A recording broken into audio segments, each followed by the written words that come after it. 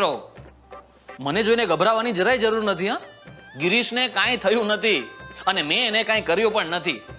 હા, જોકે ક્યારેક આમ સંજોગવશાત મારે એનું કરી નાખવું પડે એ અલગ વાત છે, પણ સાચું કહું મિત્રો, આમાં વાંક ગિરિયાનો જ છે. અમે બંને જણા જ્યારે નાના હતા ને સ્કૂલમાં સાથે ભણતા ને, ત્યારે આ ગિરિયો રિસેસમાં મારું બધું ટિફિન ખાઈ જતો ને મારે કાયમ ભૂખ્યા રહેવું પડતું. મને લાગે છે આ ગિરિયો અત્યારે એની જ સજા ભોગવે છે. શું કહો છો? બાકી મિત્રો, ગિરીશ એટલે દિલનો એકદમ સાફ માણસ, મારો પરમ મિત્ર છે ગિરિયો. એ ભાઈ લુખેશ, આ તું મારી ઓફિસમાં શું કરે?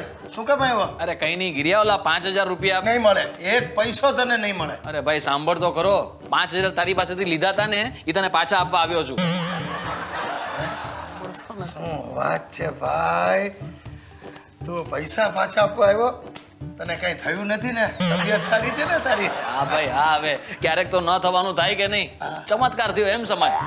અરે યાર ગિરિયા, મેં છે ને મહિલા ટ્રેનિંગ ઇન્સ્ટિટ્યૂટ શરૂ કરી છે. મહિલા ટ્રેનિંગ ઇન્સ્ટિટ્યૂટ? બહેનોને પગભર થવાના અલગ અલગ વર્ગો શરૂ કર્યા છે અને કેટલાક મોટા દાતાઓએ તો મોટા મોટા ડોનેશન પણ આપ્યા છે. હા, વેરી ગુડ, બહુ સારી પ્રવૃત્તિ શરૂ કરી દે. હું તો કહું છું કે ભાઈ આ પ્રવૃત્તિ દેશભરમાં તને પ્રખ્યાત કરી નાખશે. અરે પ્રખ્યાત એટલે 4 છાપાની મહિલા આવૃત્તિમાં તો મારો ઇન્ટરવ્યુ છપાવવાનો છે. એક રાજકીય પક્ષે તો મને મહિલા વિભાગનો સભ્ય પણ બનાવ્યો છે. તો અરે એક ટીવી ચેનલ વાળા મારું જીવન ચરિત્ર ટેલિકાસ્ટ કરવાના હતા, આપણે ના પાડી દીધી. કેમ? અરે મારા જીવન ચરિત્ર ઉપરથી લોકો પ્રેરણા લઈને આગળ પહોંચી જાય અને હું ત્યાં ને ત્યાં રહી જાઉં તો? સાચું કહું, મને પ્રેરણા લેવાનું મન થાય છે અંદર ખાને, મને આ પ્રવૃત્તિમાં જોડાવાનું મન થાય. અરે ભાઈ તારે જોડાવાની કોઈ જરૂર નથી. સુશીલા ભાભી અમારા ચેરપર્સન છે. હા, આ બધો ફંડ ફાળો એમને તો ભેગો કર્યો છે અને એમની પાસેથી પૈસા આવ્યા ત્યારે તો હું તને તારા 5000 ચૂકવી શક્યો. એટલે લુખેશ, તે આ વખતે મારી સુશીલાને નવડાવી? શું બોલે છે? એટલે મારી બૈરીને તે ડુબાડી. નીકળ બહાર, નીકળ. તમે કોઈ દિવસ ફોરેન ગયા છો? કાલે ગયા હશો, પણ અમારા જેવું નહીં. અમે તો 4 days 5 nights Bangkok Pattaya with Sushila and Hitesh. આબરૂના ધજાગરા. પછી આજે પણ હું યાદ કરું છું ને મને એમ થાય છે કે ધરતીમાં સમાઈ જાઉં. અભણ બંને માં ને દીકરો, અભણ. એરપોર્ટથી જ શરૂ કર્યું સાહેબ. સુશીલાએ પાસપોર્ટની જગ્યાએ રેશન કાર્ડ મૂક્યું, બોલો. અને અમારો હિતિયો ફરતો ફરતો પેલા સિક્યોરિટી વાળા પાસે પહોંચી ગયો ને પૂછે, અંકલ રિયલ બંદૂક હે? એટલે પેલો કે હા. ફૂટતી હે? એટલે કે હા. તો કે ફોડો. અને જેવા પ્લેનમાં ચડ્યા સાહેબ, સુશીલાએ આમ પલાઠી મારીને બેઠી અને પછી ઓલો પટ્ટો કેમે કરીને એને ફિટ ન થાય. અને હિતિયાએ તરત એર હોસ્ટેજ જતી હતી અને કહ્યું, આંટી ચોકલેટ. ઓલી બિચારી શરમની મારી ચોકલેટ લાવીને આપી.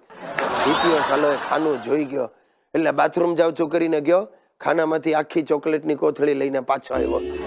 ઓલી એર હોસ્ટેસ આવીને મારી સામે ઊભી રહીને મને કે નોનસેન્સ. હવે સુશીલાને થયું જાણે મેં એની છેડતી કરી એટલે એને મારી સામે ડોળા કકડાવ્યા. અરે બાપ, આવું આવું થયું. જેમ તેમ બેંકોક પહોંચ્યા ને ઉતર્યા, હોટેલમાં ચેક ઇન થયા.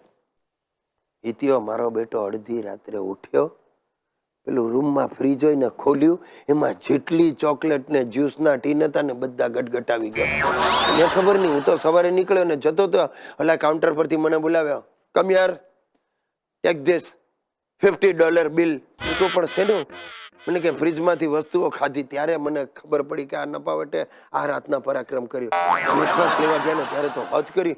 સુશીલા આખો કુંજો ભરીને જ્યુસ ગટગટાવી ગઈ. એક પ્લેટમાં એટલા ફ્રૂટ ભર્યા જાણે આખી નાતમાં પ્રસાદ વેચવાનો હોય. અને હિતિયો બ્રેડની આખી થપ્પી લઈ આવ્યો અને બટર તો જાણે વાડકામાં શ્રીખંડ લેતો હોય ને એવી રીતે ભર્યું ને બંને તૂટી પડ્યા અકરાતિયાની જેમ. આજુબાજુ જે સાથે આવેલા એ બધા તો એને જ જોયા કરે. બહાર ફરવા જઈએ ત્યારે પણ બધા અમને જ જુએ. પર્યટન સ્થળ કોઈએ જોયા જ નથી, બોલો. અરે ભાઈ, હાલત થઈને પાછા જયારે આવ્યા ને ત્યારે તો એરપોર્ટ પર બધાની બેગો ફટાફટ નીકળી જાય. મારી જ બેગ પેલા ઓફિસરે રોકી મને કે ઓપન ઓપન. મેં કહ્યું ભાઈ મારે કાંઈ નથી. ઓપન. જેવી મેં આમ ઝીપ ખોલીને તમે નહીં માનો, અંદરથી 20-25 ચમચીઓ, છરી કાંટા, શેમ્પૂના પાઉચ, હોટલમાં રાખે નાના નાના સાબુઓ બધા જમીન પર વેરાઈ ગયા. હું પોતે આભો બની ગયો. મેં કહું આ ક્યાંથી આવ્યો? ઓફિસર મારી સામે જોઈને કે શરમ નથી આવતી તમને? ફોરેન જઈને હિન્દુસ્તાનનું નામ બગાડો છો.